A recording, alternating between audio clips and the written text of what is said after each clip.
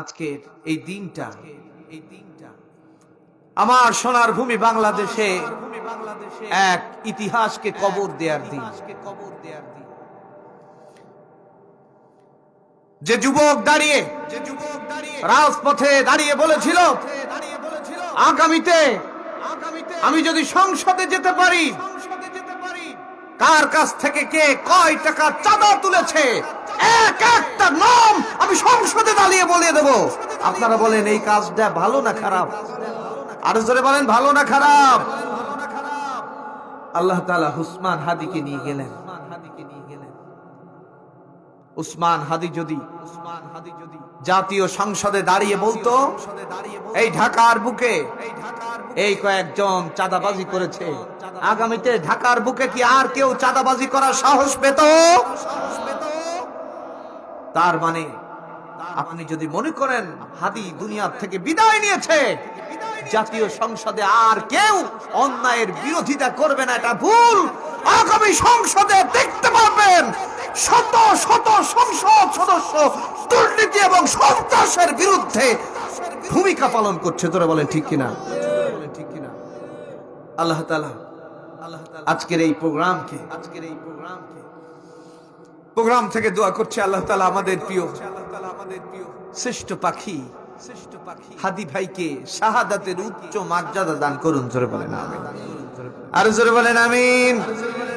ওরা ভাবছে তোমাদের শহীদ করে ভেঙে দেবে জাতির মনোবল।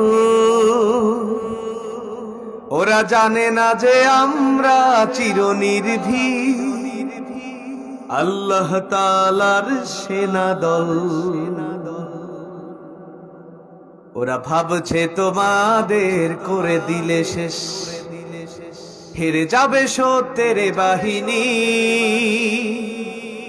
ওরা জানে না যে হাদি জীবন দিয়ে লিখেছে বিজয়ের কাহিনী। ঠিক না? হাদি জীবন দিয়েছে, তার মানে মনে হয় এই বাংলাদেশে অন্যায়ের বিরুদ্ধে আর কেউ দাঁড়াবে না, তাই নাকি? কথা বলেন এই জন্য নাকি? ওরা ভাবছে তোমাদের শহীদ করে হয়ে যাব ভয়ে মোরা ভীত। ওরা জানে না যে তোমাদের শাহাদাতে হব মোরা আরো জীবিত। ওরা ভাবছে তোমাদের থামিয়ে দেবে ওই যে নির্মম ফাঁসি। ওরা জানে না যে আমরা জীবনকে নয় মৃত্যুকে বেশি ভালোবাসি। তোমাদের দেখানো ওই পথেই আমরা কোরআন নিয়ে চলবো আমরণ। পারবেন তো? পারবেন তো? ওরা ভাবছে তোমাদের শহীদ করে ভেঙে দেবে জাতির মনোবল। ওরা জানে না যে আমরা চিরনির্ভীক আল্লাহ তাআলার সেনা দল। আমরা কার সেনা? এই কথা বলেন, কার সেনা? এই চকরিয়া, এই কক্সবাজারে আপনি নেতা হয়েছেন, আপনার কর্মীরা যদি চাঁদা তোলে, অসহায় মানুষদের কাছ থেকে জোর করে চাঁদা নেয়, অসহায় শ্রমিকদের কাছ থেকে চাঁদা দিয়ে শ্রম দিতে হয়, তাহলে তৎকালীন সময়ের আইয়ামে জাহিলিয়া আর বর্তমান সমাজ কিভাবে পরিবর্তন হয়েছে আপনারাই বলুন। এই সমাজ পরিবর্তন হওয়ার দরকার আছে না নাই? আরো জোরে বলেন আছে না নাই? আল্লাহর নবী বিশ্ব নবী 17 বছরের একজন যুবক, 17 বছরের যুবক দাঁড়িয়ে গেলেন মক্কা নগরীতে, ডাক দিলেন, ও যুবকেরা তোমরাও দাঁড়িয়ে যাও। আল্লাহু আকবার বলেন।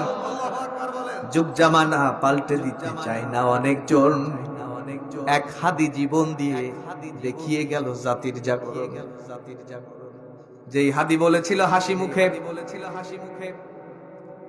আরে বড় কষ্ট লাগে একজন প্রার্থী সংসদ প্রার্থী হওয়ার স্বপ্ন নিয়ে রাস্তায় হাঁটছে, 2-3 তলার উপর থেকে হাত ধোয়া পানি, নোংরা পানি ফেলে দিয়েছে। তাকিয়ে হাসি মুখে বলছে, আর কিছু ফেলবেন নাকি?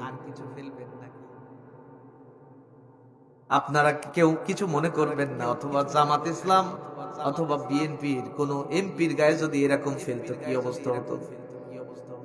এমপি প্রার্থী কিছু না বললেও কর্মীরা তারে ছাড়তো নাকি? একা একা হেঁটে বেড়াচ্ছেন একজন যুবক, কি হাঁটছেন যুবক, কি স্পিড তার, বলছে আমি যদি 500 ভোটও পাই তাও আমি আলহামদুলিল্লাহ।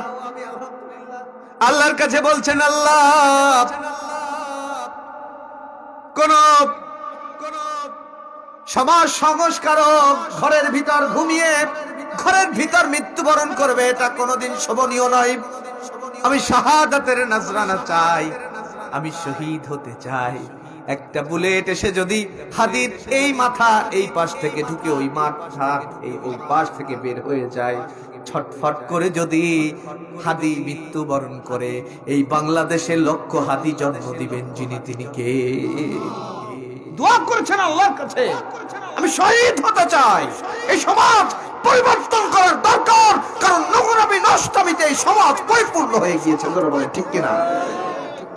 আপনারা মনে করেন হাদির মতো একজন যুবক যদি আরো 50 বছর বেঁচে থাকতো, গতানুগতিক ভাবে জীবন যাপন করত, এত মানুষ হাদির জন্য দোয়া করতো নাকি?